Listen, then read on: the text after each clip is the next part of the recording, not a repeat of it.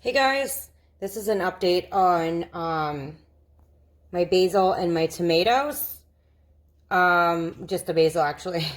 It's just that you can see the tomatoes right here. So what I did is I moved the tomatoes over here because yesterday what happened is that the ones that were growing on the edges, it was kind of trying to get out of the dome. And so I had to take them out and just kind of put the taller ones like these in the inner columns or inner rows, depending on where you're looking at it. And my husband was here when I was doing that. And I asked him, like, how much basil do you think we're going to consume as a family of 3? And he said, well, you know, we really love eating basil and fresh basil is so good. And he's planning on like doing some kind of brine or doing something with meat.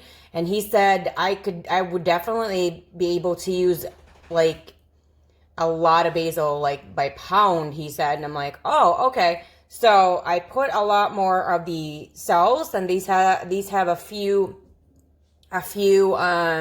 seeds in there. And if you could see, they're already kind of germinating a little bit because these I think they've already like quintupled in size.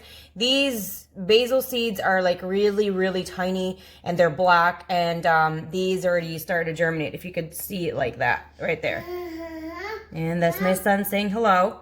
So for whatever reason, they kind of crawled out of the cells because we did put them in the cells, and you could see that they are kind of coming out.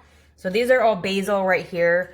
I didn't add any more tomatoes because, you know, having 6 tomato plants is kind of a lot. But basil, you know, you could put it in salads, and I'm pretty sure like my husband will definitely eat it as is. I will definitely eat it as is. And I cook a lot of times and I add basil on pretty much everything. So that's pretty much it. And this is the update. So I've got a ton more sauce. Yes, baby. Okay. So I gotta go now, and that was it. Again, everything that I am using for my, for everything that you see right here, everything that I'm using, I did switch up the water, what I use in the water under here.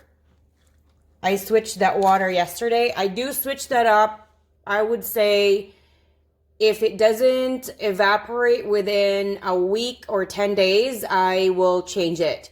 So that's what I'm usually doing. And this as a heat pad, which the heat pad is on 24/7. And I do think that that does help a lot because there's always heat under it, and I think it does help a lot. And all the variables add up to a really great outcome. So the cells are really great. These are sponges. And the supplement that I'm using for down here is like 3 different kinds of things. So again, everything is down below. So do check that out if you are interested. Thanks, guys.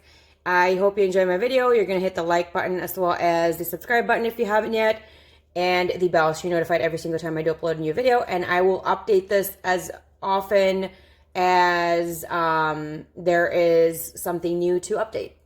Thank you guys. See you next time.